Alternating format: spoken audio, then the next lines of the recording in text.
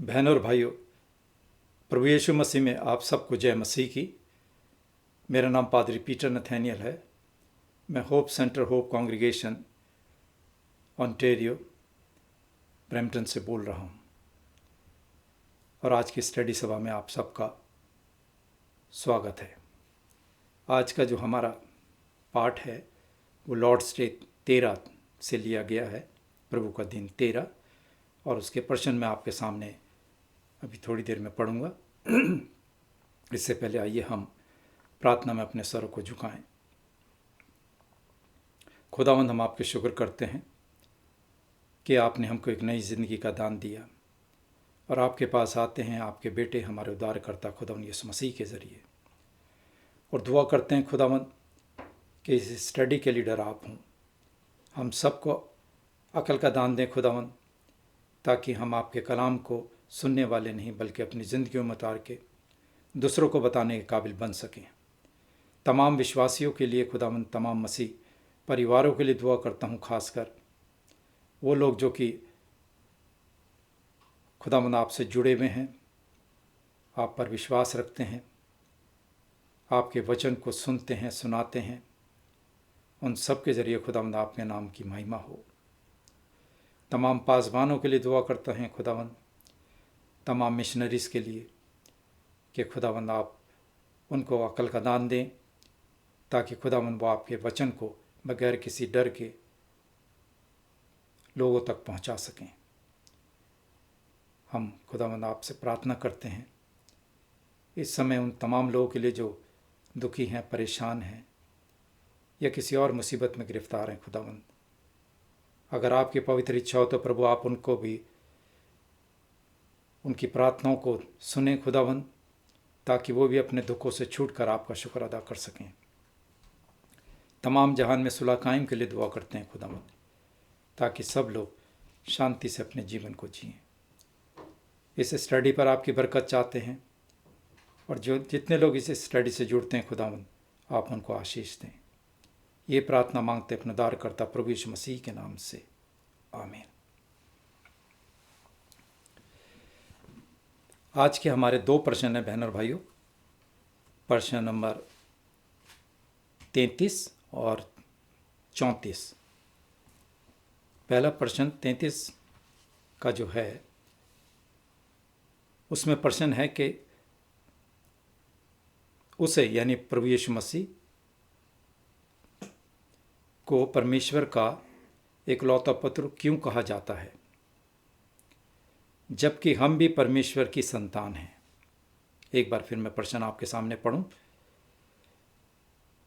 उसे परमेश्वर का इकलौता पुत्र क्यों कहा जाता है, जबकि हम भी परमेश्वर की संतान हैं। ये प्रभु यीशु मसीह के बारे में है। इसका उत्तर है क्योंकि एकमात्र मसीह ही परमेश्वर का अनंतकालीन स्वाभाविक पुत्र है, परंतु हम अनुग्रह से मसीह के लिए परमेश्वर की गोद ली हुई संतान हैं। जैसा कि मैंने पहले भी आपको कहा कि ये जो हम स्टडी करते हैं ये बाइबल में से ली जाती है, तो मैं आपके सामने बाइबल के रेफरेंसेस हवाले बोलता हूँ, आप उसको नोट कीजिए और उसको अपने घरों में पढ़िए और उस पर मनन कीजिए। पहला है यूहन्ना की इंजील, उसका पहला अध्याय और उसकी 14 आयत। दूसरा इब्रानियों का खत, उसका पहला अध्याय और उसकी 1 और 2 आयत। तीसरा यूहन्ना की इंजील, उसका तीसरा अध्याय और उसकी 16 आयत। फिर पहला यूहन्ना, उसका 4 अध्याय और उसकी 9 आयत। रोमियो के नाम पौलुस प्रेरित की पत्री, उसका 8वां अध्याय और उसकी 16 और 32 आयत। यूहन्ना की इंजील उसका पहला अध्याय और उसकी 12 आयत। गलतियों के नाम पौलुस प्रेरित की पत्री उसका 4 अध्याय और उसकी 6 आयत। इफिसियों की पत्री पौलुस प्रेरित के नाम उसका पहला अध्याय और उसकी 5 और 6 आयत। तो मेहरबानी करके इन आयतों को अपने घर में देखें। अब मैं आपके सामने प्रश्न 34 पढ़ूंगा, जो कि हमसे पूछते हैं, तुम उसे अपना प्रभु क्यों कहते हो? इसका उत्तर है, क्योंकि उसने हमें हमारी आत्मा और शरीर को हमारे सभी पापों से सोने और चांदी से नहीं वरन अपने बहुमूल्य रक्त से छुड़ाया है और शैतान की सभी सामर्थ से छुड़ाकर हमें अपना बनाया है। इसमें बाइबल के रेफरेंसेस हैं। पहला पतरस उसका पहला बाब और उसके 18 और 19 आयत। पहला पतरस उसका दूसरा अध्याय और 9 आयत। और कुरिन्थियों के नाम पौलुस प्रेरित की पहली पत्री उसका 6 अध्याय की 20वीं आयत। पहला तिमोथी उसका दूसरा अध्याय और 6 आयत। यूहन्ना की इंजील उसका 20वां अध्याय और 28वीं आयत। तो मेहरबानी करके आज की जो हमारे प्रश्न नंबर 33 और 34 की जो आयतें मैंने आपको बताई हैं उस पर हम गौर करेंगे। और इससे पहले कि हम अपनी स्टडी शुरू करें, हम बाइबल का पाठ जो हमने लिया है आज के स्टडी के हिसाब से वो है गलतियों के नाम पौलुस प्रेरित की पत्री उसका 4 अध्याय और उसकी 4 आयत से 7 आयत तक। परंतु जब समय पूरा हुआ तो परमेश्वर ने अपने पुत्र को भेजा जो स्त्री से जन्मा और व्यवस्था के अधीन उत्पन्न हुआ, ताकि व्यवस्था के अधीनों को मोल लेकर छुड़ा ले और हमको लेपालक होने का पद मिले। और तुम जो पुत्र हो, इसलिए परमेश्वर ने अपने पुत्र के आत्मा को, जो हे अब्बा हे पिता कहकर पुकारता है, हमारे हृदय में भेजा है। इसलिए तू अब दास नहीं परंतु पुत्र है, और जब पुत्र हुआ तो परमेश्वर के द्वारा वारिस भी हुआ। ये खुदा उनका कलाम है, खुदा उनका शुक्र हो। और अब मैं आपके सामने दूसरा पाठ पढ़ूंगा, जो कि पहला कुरिन्थियों के नाम पौलुस प्रेरित की पहली पत्री उसका 12 अध्याय और उसकी 1 से 3 आयत तक। पहला कुरिन्थियों उसका 12वां अध्याय उसकी पहली 3 आयत में पौलुस कहते हैं, हे भाइयों, मैं नहीं चाहता कि तुम आत्मिक वरदानों के विषय में अज्ञात रहो। तुम जानते हो कि जब तुम अन्य जाति थे तो गूंगी मूर्तों के पीछे जैसे चलाए जाते थे वैसे चलते थे।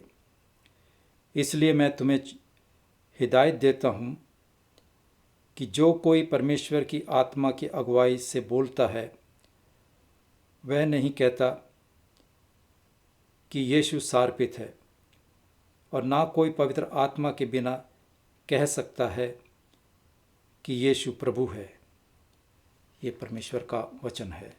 परमेश्वर का धन्यवाद हो। हम अपनी स्टडी शुरू करते हैं। आज का जो प्रश्न है वो है, परमेश्वर का इकलौता पुत्र हमारा प्रभु है। His only begotten Son is our Lord. परमेश्वर का एकमात्र पुत्र हमारा प्रभु है। परमेश्वर का एकमात्र पुत्र हमारा प्रभु है। यीशु में विश्वासियों के रूप में ये हमारा कन्फेशन है, हम इसे कबूल करते हैं। अगर हम प्रेरितों के विश्वास वचन अपोस्टल्स क्रीड को देखें, जिसमें हम कबूल करते हैं और कहते हैं मुझे विश्वास है कि यीशु मसीह परमेश्वर के इकलौते पुत्र हमारे प्रभु हैं। बहनों और भाइयों, यीशु का अर्थ है उद्धारकर्ता, सेवियर। यीशु उनका व्यक्तिगत यानी पर्सनल नाम है, जैसे हमारे अपने नाम हैं, तो ये प्रभु यीशु मसीह का पर्सनल नाम है। उनका पहला नाम यीशु है, हिज फर्स्ट नेम जीसस। ये उनके मिशन का वर्णन करता है। और मसीह का अर्थ है अभिषिक्त, अनॉइंटेड। ये उनका ऑफिशियल टाइटल है, जो कि हम कहते हैं यीशु मसीह। यीशु उनका पहला नाम, मसीह उनका टाइटल है, शीर्षक है।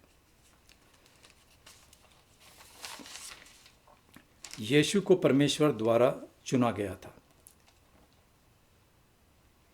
और पवित्र आत्मा द्वारा अभिषेक किया गया था। जैसे कि मैंने आप पिछले 2-3 हफ्ते में आपको बताया कि अभिषेक, पहले किसी का अभिषेक तेल के द्वारा किया जाता था, किसी नबी को जब बनाया जाता था, नबी उसको अभिषेक करता था। मगर प्रभु यीशु मसीह का अभिषेक पवित्र आत्मा के द्वारा हुआ और परमेश्वर के द्वारा चुने गए वो, और उन्हें ये अधिकार दिया गया अपने लोगों पर परमेश्वर की ओर से, ताकि वो उद्धार का काम कर सकें। और परमेश्वर की ओर से उद्धार का काम प्रभु यीशु के जिम्मे हुआ, उनको दिया गया, क्योंकि वह उद्धारकर्ता हैं, वह मसीह हैं और वह परमेश्वर के इकलौते पुत्र हैं। पवित्र बाइबल हमें सिखाती है कि परमेश्वर का इकलौता पुत्र यीशु हमारे उद्धारकर्ता बनने के लिए और वह काम पूरा करने के लिए जिसके लिए पिता ने उसे चुना और जिसके लिए पवित्र आत्मा ने उन्हें साक्षात बनाया, मजबूत बनाया। हम ये मानते हैं कि वे हमारा प्रभु है। आज के प्रश्न परमेश्वर के दिन 13 के प्रकाश में हम कबूल करते हैं 2 बातें। पहला, कि वह परमेश्वर के पुत्र के रूप में वह हमसे अलग है। वह परमेश्वर के पुत्र के रूप में हमसे अलग हैं। और दूसरा, प्रभु के रूप में हम उसके हैं। ये बात समझिएगा कि परमेश्वर के पुत्र में वे हमसे अलग हैं और प्रभु के रूप में हम उससे अलग हैं। अब हम देखेंगे परमेश्वर के पुत्र के रूप में वे हमसे अलग हैं। प्रश्न उत्तर 33 हमसे पूछता है, उसे यानी प्रभु यीशु को परमेश्वर का इकलौता पुत्र क्यों कहा जाता है, जबकि हम भी परमेश्वर की संतान हैं। दूसरे शब्दों में, हम यीशु को परमेश्वर का इकलौता पुत्र क्यों कहते हैं, जबकि हम भी परमेश्वर के पुत्र और पुत्रियां हैं। पवित्र बाइबल जो सिखाती है उसकी रोशनी में हम उत्तर 33 में ये मानते हैं, क्योंकि एकमात्र मसीह ही परमेश्वर का अनंतकालीन स्वाभाविक पुत्र है,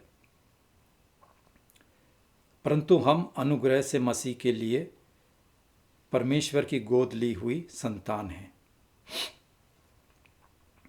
मसीह हमसे अलग हैं। वह परमेश्वर का अनंतकाल से प्राकृतिक पुत्र है, बेटा है। He is the natural son of God from all eternity. उसकी कोई शुरुआत नहीं है, लेकिन हम परमेश्वर की गोद लिए हुए बच्चे हैं। परमेश्वर की कृपा से मसीह को परमेश्वर का एकमात्र पुत्र कहा जाता है।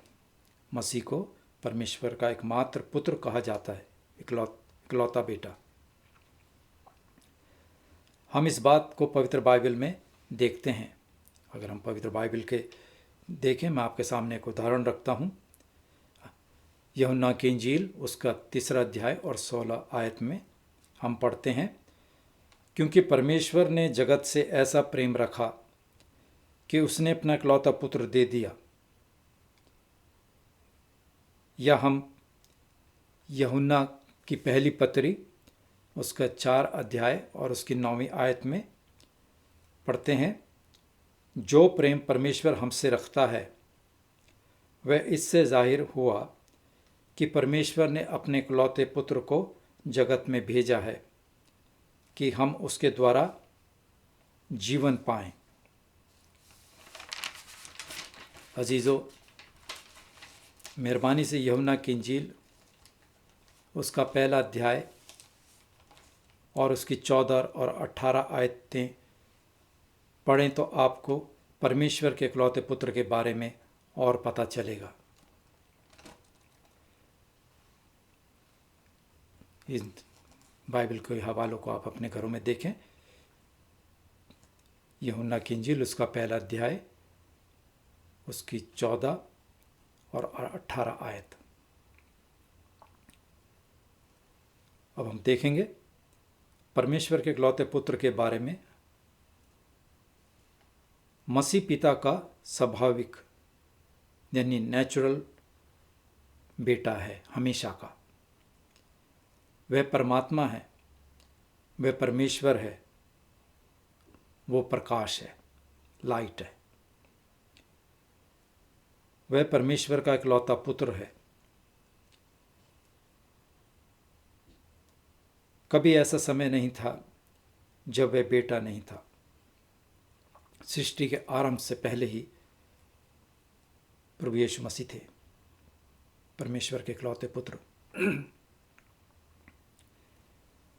वह पूरी तरह से मनुष्य बन गया। जब प्रभु यीशु मसीह इस दुनिया में आए तो पूरी तरह से मनुष्य बने। और किस लिए आए? वो हमारे पापों के लिए खुद को बलिदान कर दिया प्रभु यीशु मसीह ने, ताकि हम बचाए जाएं। अगर हम गलतियों उसका 4 बाब की 4 आयत पढ़ें तो हमें पता चलता है और लिखा है, परंतु जब समय पूरा हुआ तो परमेश्वर ने अपने पुत्र को भेजा, जो स्त्री से जन्मा और व्यवस्था यानी लॉ के अधीन उत्पन्न हुआ। तो परमेश्वर का पुत्र किस उद्देश्य से मनुष्य बना? ये एक प्रश्न है हमारे लिए। अगर हम आयत 5 देखें तो लिखा है, ताकि व्यवस्था के अधीनों को मोल लेकर छुड़ा ले और हमको लेपालक होने का पद मिले। जैसा कि इफिसियों के नाम पौलुस प्रेरित की पत्री 2 अध्याय की 3 आयत में हम पढ़ते हैं कि हम स्वभाव ही से क्रोध की संतान थे। तो फिर किस उद्देश्य से परमेश्वर का पुत्र हमें छुड़ाने आया था? ये भी एक प्रश्न हमारे लिए कि जब हम स्वभाव ही से क्रोध की संतान थे तो फिर किस मकसद से परमेश्वर का पुत्र हमें छुड़ाने आया था? कि हमें बेटों के रूप में गोद ले सके।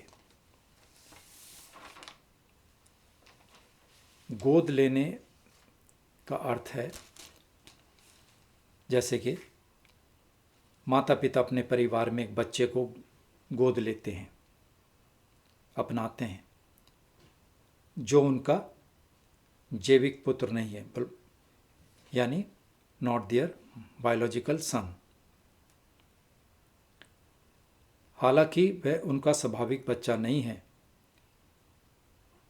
लेकिन उसे अपनाकर वे उसे अपना बना लेते हैं, यहाँ तक कि वे उसे अपना नाम भी दे देते हैं। ये बच्चा प्राकृतिक नेचुरल पुत्रों के समान विशेष अधिकार प्राप्त करता है तथा पिता की विरासत में का भी अधिकारी हो जाता है। बहनों और भाइयों, इसी तरह परमेश्वर ने हमें अपने परिवार में दयापूर्वक अपनाया और वह सब जो विश्वास के माध्यम से मसीह में परमेश्वर के पुत्र हैं, वो अधिकार हमने प्राप्त किया। जैसा कि गलतियों 4 अध्याय की 7 आयत में लिखा है, इसलिए तू अब दास नहीं बल्कि पुत्र है, और जब पुत्र हुआ तो परमेश्वर के द्वारा वारिस भी हुआ। कितनी खुशी की बात है कि परमेश्वर ने हमें यह अधिकार दिया एक पुत्र होने का। यूहन्ना की इंजील उसके पहले बाब की 12 आयत में हम पाते हैं, परंतु जितनों ने उसे कबूल किया, प्रभु यीशु मसीह को, उसने उन्हें परमेश्वर के संतान होने का अधिकार दिया, यानी उन्हें जो उसके नाम पर विश्वास रखते हैं, उन्हें यह अधिकार दिया परमेश्वर के संतान होने का। कितनी बड़ी बात है। यह अधिकार हमें दिया गया है विश्वासियों को, लेकिन उपहार प्राप्त किया जाना चाहिए। अगर हमारे को उपहार मिला है तो उस उपहार को हमें प्राप्त भी करना है, और उसे हासिल करने का मतलब है प्रभु यीशु के नाम पर विश्वास करना। प्रभु यीशु मसीह परमेश्वर के इकलौते पुत्र हैं, यह हम मानते, यह हमारा विश्वास है, और यह हमारा मानना है, यानी दिस इज आवर कन्फेशन। यहूदी लोगों ने ये कहते हुए प्रभु यीशु को सलीब पर चढ़ा दिया। अगर हम मत्ती की इंजील उसका 26 अध्याय की 63 आयत देखें तो हमें पता चलता है कि यीशु पर परमेश्वर पर निंदा करने का दोष लगाया, और कोई दोष नहीं, कि ये था कि ये उसको परमेश्वर को अपना पिता कहता है और कहता मैं परमेश्वर का बेटा हूँ। तो ये दोष लगाया, ये कहते हुए सलीब पर चढ़ा दिया। पर परमेश्वर पर निंदा लगाने का दोष लगाया। यहोवा के साक्षी इस कबूलनामे के खिलाफ युद्ध छेड़ते हैं और छेड़ते रहे हैं, लेकिन अभी तक ये मसीह धर्म का एक सत्य है, सच्चाई है कि प्रभु यीशु मसीह परमेश्वर के इकलौते पुत्र हैं।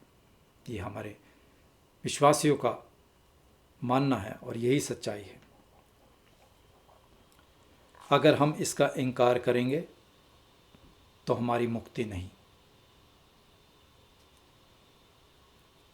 यदि प्रभु यीशु मसीह परमेश्वर का शाश्वत प्राकृतिक यानी कि eternal natural son of God पुत्र नहीं है, तो हमें हमारे पापों से बचाने के लिए हमारे पास कोई यीशु नहीं है, अगर हम इस बात को इनकार करेंगे।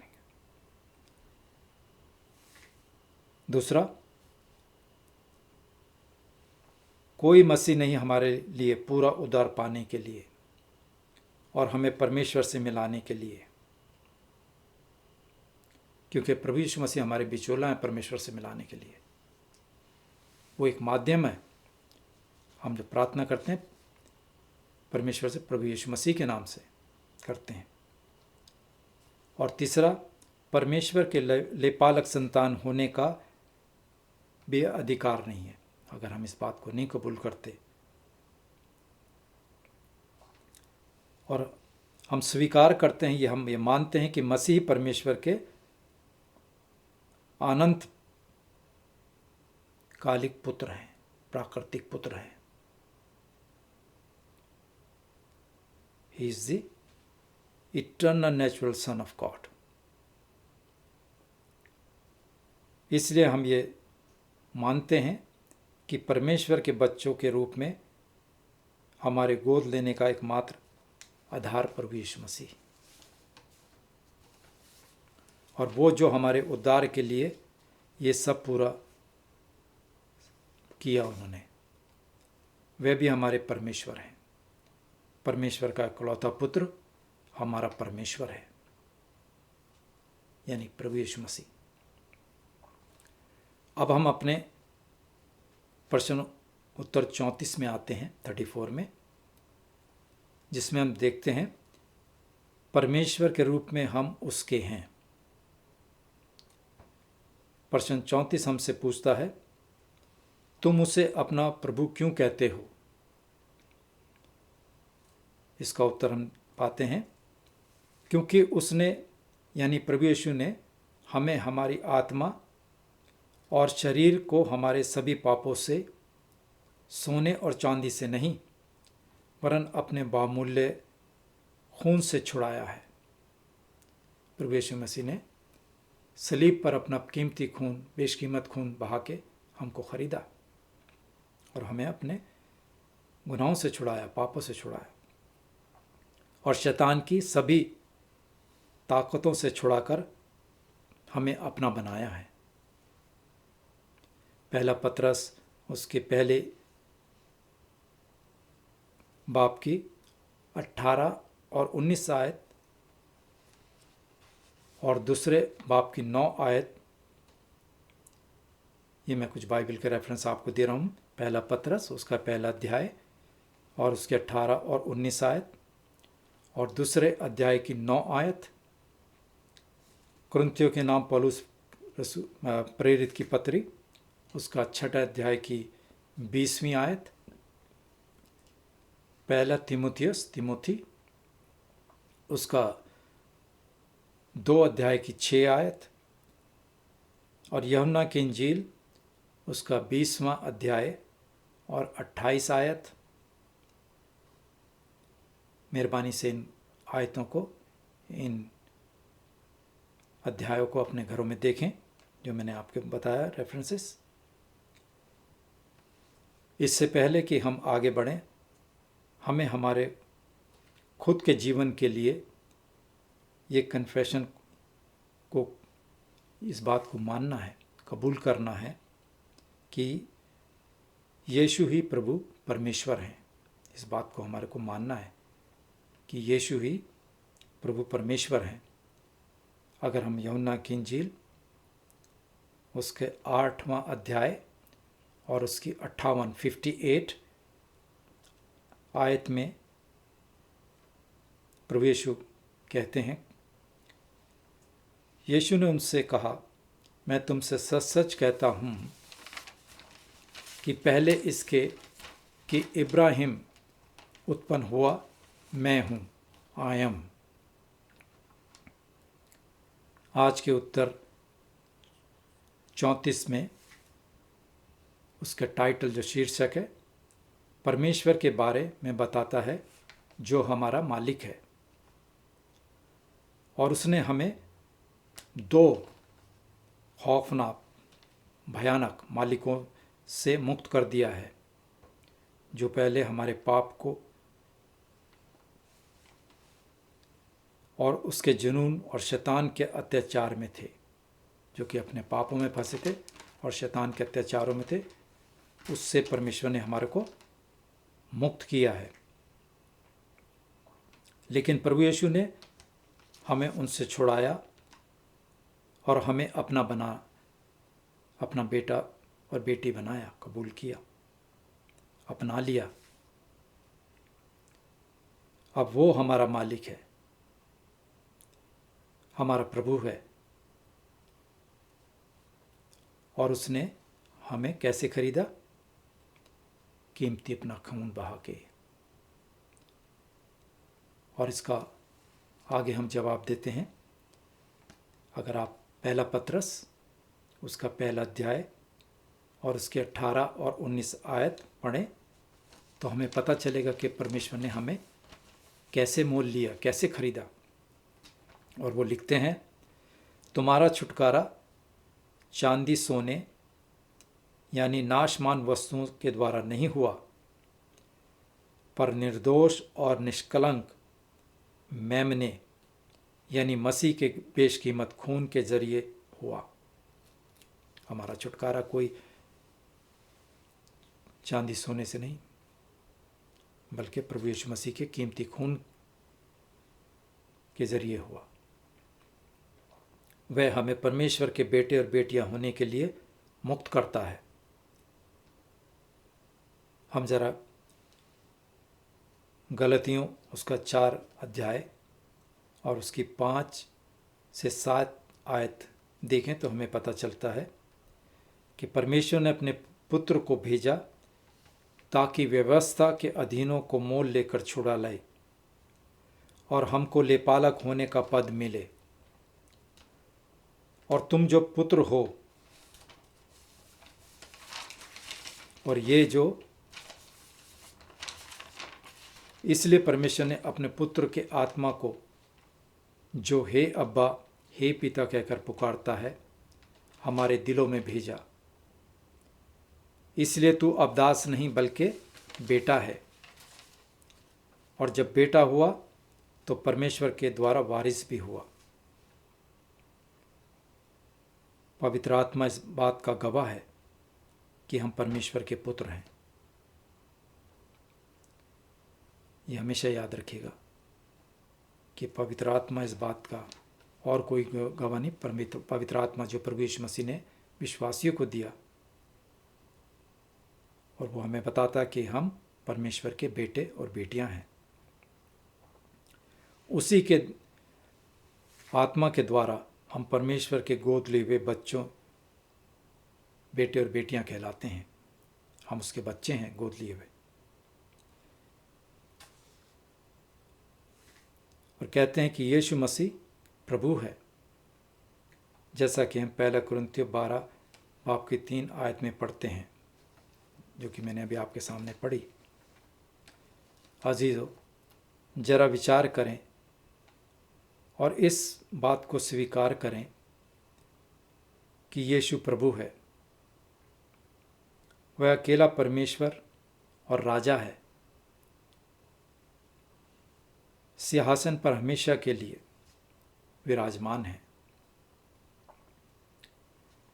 यूहन्ना के प्रकाशित वाक्य और उसके पहले अध्याय और 5वें आयत अगर हम पढ़ें तो हमें पता चलता है, और लिखा है, यीशु मसीह की ओर से जो विश्वास योग्य साक्षी और मरे हुओं में से जी उठने वालों में पहलौटा और पृथ्वी के राजाओं का हाकिम है, तुम्हें अनुग्रह और शांति मिलती रहे। जो हमसे प्रेम रखता है और जिसने अपने लहू के द्वारा हमें पापों से छुड़ाया है। परमेश्वर के वचन के जरिए से जो यहूदी पेंटिकॉस्ट के दिन प्रभु यीशु मसीह में विश्वास लाए थे, उन्होंने ये स्वीकार किया कि परमेश्वर ने यीशु को बनाया। यहूदी लोगों ने भी स्वीकार किया पेंटिकॉस्ट के दिन। अगर हम प्रेरितों के काम उसका 2 अध्याय और 36 आयत देखें तो हम पढ़ते हैं, सो अब इस्राएल का सारा घराना निश्चय जान ले कि परमेश्वर ने उसी यीशु को, जिसे तुमने क्रूस पर चढ़ाया, प्रभु भी ठहराया और मसीह भी।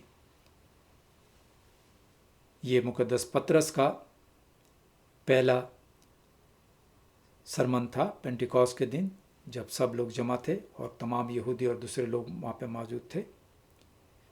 तो ये पत्रस ने इस बात को बड़े हियाव से कहा, सो अब इस्राएल का सारा घराना निश्चय जान ले कि परमेश्वर ने उसी यीशु को जिसे तुमने क्रूस पर चढ़ाया प्रभु भी ठहराया और मसीह भी, और दूसरे लोगों को जो मूर्ति पूजा में थे अपनी मूर्तियों से मुकर गए। उनका पहला का जीवन बिल्कुल चेंज हो गया। वो पर मूर्ति पूजा में थे, दूसरे देवी देवताओं के आराधना और स्तुति करते थे, उन्होंने वो छोड़ दिया और उन्होंने प्रभु यीशु को अपना परमेश्वर और उद्धारकर्ता मान लिया। खुदा उनका शुक्र हो। बहनों और भाइयों, आगे अगर हम रोमियो के नाम पौलुस प्रेरित की पत्री उसका 2 अध्याय की 9 आयत पढ़ें तो लिखा है कि यदि तू अपने मुंह से यीशु को प्रभु जानकर अंगीकार करे और अपने मन से विश्वास करे कि परमेश्वर ने उसे मरे हुओं में से जिलाया तो तू निश्चय उद्धार पाएगा। अगर कोई भी आदमी खुदावंद यीशु को प्रभु जानकर अपना मुक्तिदाता कबूल करे और विश्वास करे कि परमेश्वर ने उसे मरे हुए में से जिलाया, तो वो शख्स डेफिनेटली निश्चय ही उद्धार पाएगा। और लिखा है फिलिपियों के नाम पौलुस प्रेरित की पत्री उसके 2 अध्याय की 9 से 11 आयत में, इस कारण परमेश्वर ने उसको अति महान भी किया और उसको वो नाम दिया जो सब नामों में श्रेष्ठ है, ऊंचा है, कि जो स्वर्ग में और पृथ्वी पर और जो पृथ्वी के नीचे है वे सब प्रभु यीशु के नाम पर घुटना टेकें और परमेश्वर पिता की महिमा के लिए हर एक ज़बान, हर एक जीव ये माने, अंगीकार कर ले कि यीशु मसीह ही प्रभु हैं। दूसरा ये मानना कि यीशु प्रभु हैं, इस बात से पहले मसीह लोग मुसीबत में पड़ गए थे। पहले लोग जो थे, अगर वो इस बात को कबूल करते थे तो वो मुसीबत में पड़ जाते थे। और आज भी कितने मसीह लोग प्रभु यीशु मसीह के नाम के कारण तरह तरह की मुसीबतें और यातनाएं सहते हैं, क्योंकि पहले के जो मसीह थे वो रोमियों के अधीन थे और रोमी चाहते थे कि हम हैं, हमारी निष्ठा रहे। मगर जो प्रभु यीशु मसीह को अपना जीवन देते हैं वो फिर किसी बात से नहीं घबराते, उनमें कोई डर नहीं होता। और हमारी पहली वफादारी मसीह के लिए होनी चाहिए। लिखा है उससे डरो जो तुम्हारे आत्मा को नष्ट करे, उससे ना डरो जो कि तुम्हारे शरीर को, ये शरीर तो जाना है, मगर परमेश्वर के एक निष्ठावान विश्वासी बन के हमें उसकी गवाही देनी, उसके नाम से नहीं शर्माना। कभी कभी हम घबरा जाते हैं, मगर नहीं, पवित्र आत्मा हमारे अंदर है जो हमारी रक्षा करती है, तो हमें प्रभु यीशु मसीह के नाम से शर्माना नहीं है। और यही हमारा कबूल करना, हमारा कन्फेशन है। हमें उन समस्याओं से रूबरू होना है जिनके साथ हम काम करते हैं। कभी कभी हम अपने कोवर्कर्स जो हमारे साथ काम करते हैं गैर मसीह, उनको हमें अपनी गवाही देनी है। कभी कभी हमारी सरकारें हमारे पर अत्याचार करने की कोशिश करती है, मगर जो प्रभु यीशु मसीह का संदेश है प्यार का, उसके साथ परमेश्वर का नाम लेके हमें उस मुसीबत के रूबरू होना है। हमारी कभी कभी नौकरियों पर बात आ जाती, जॉब्स पर। मगर अपना घर तक, अपना जीवन तक मसीह को हमें देना है। और ये सब हमें हमेशा की ज़िंदगी के लिए करना है। ये सब चीज़ें खोनी दुनियावी। बहनों और भाइयों, प्रभु यीशु पूरी तरह से प्यारा है और आत्मसमर्पण करने के लिए बहुत मूल्यवान है।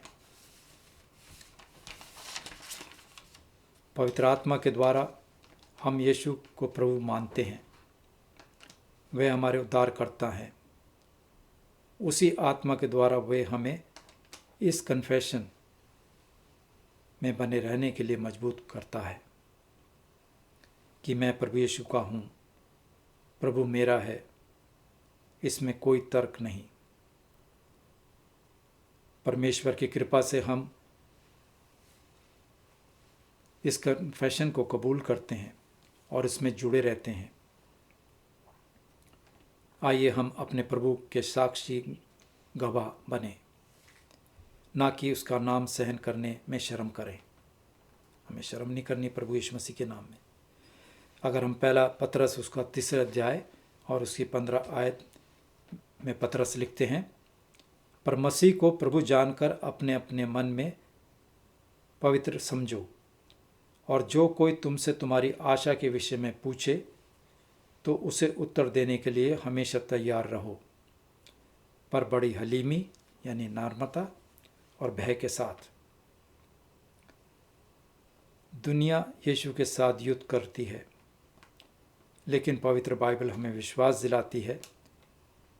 अगर हम प्रकाशित वाक्य रेवलेशन उसके 17 अध्याय और उसकी 14 आयत पढ़ें तो हमें पता चलता है कि ये मेमने यानी प्रभु यीशु से लड़ेंगे और मेमना उन पर जय पाएगा, क्योंकि वे प्रभुओं का प्रभु और राजाओं का राजा है, और जो बुलाए हुए और चुने हुए और विश्वासी उसके साथ हैं, वे भी जय पाएंगे। परमेश्वर का इकलौता पुत्र हमारा प्रभु है, और ये हमारा कन्फेशन है दुनिया से और सबसे ऊपर परमेश्वर से, कि परमेश्वर का इकलौता पुत्र प्रभु यीशु हमारे प्रभु हैं। आमीन। आइए हम प्रार्थना करें। धन्यवाद करते हैं परमेश्वर कि हमने जाना खुदावन कि आपने अपना इकलौता पुत्र प्रभु यीशु मसीह हम गुनाहगारों के लिए भेजा, और यह मानते हैं, यह हमारा कन्फेशन है कि प्रभु यीशु मसीह परमेश्वर के इकलौते पुत्र हैं। आपसे विनती है खुदावन, जितने लोगों ने आज इस स्टडी में भाग लिया खुदावन, आप उनको आशीष करें, उनकी हिफाजत करें, उनको अपनी सेवा के लिए तैयार करें खुदावन, ताकि वो आपके नाम से शर्माए नहीं, बल्कि खुदावन दुनिया को बताने के काबिल बन सकें कि बगैर खुदावन यीशु मसीह के मुक्ति नहीं, नजात नहीं। हम आपका धन्यवाद देते हैं खुदावन, और दुआ करते हैं कि प्रभु आने वाला सप्ताह सबके परिवारों में खुशी और शांति हो, और सब लोग खुदावन की छत्र छाया में अपने जीवन को जिएं। अपनी गलतियों के लिए क्षमा चाहते हैं, और ये प्रार्थना मांगते हैं अपने उद्धारकर्ता प्रभु यीशु मसीह के नाम से। आमीन।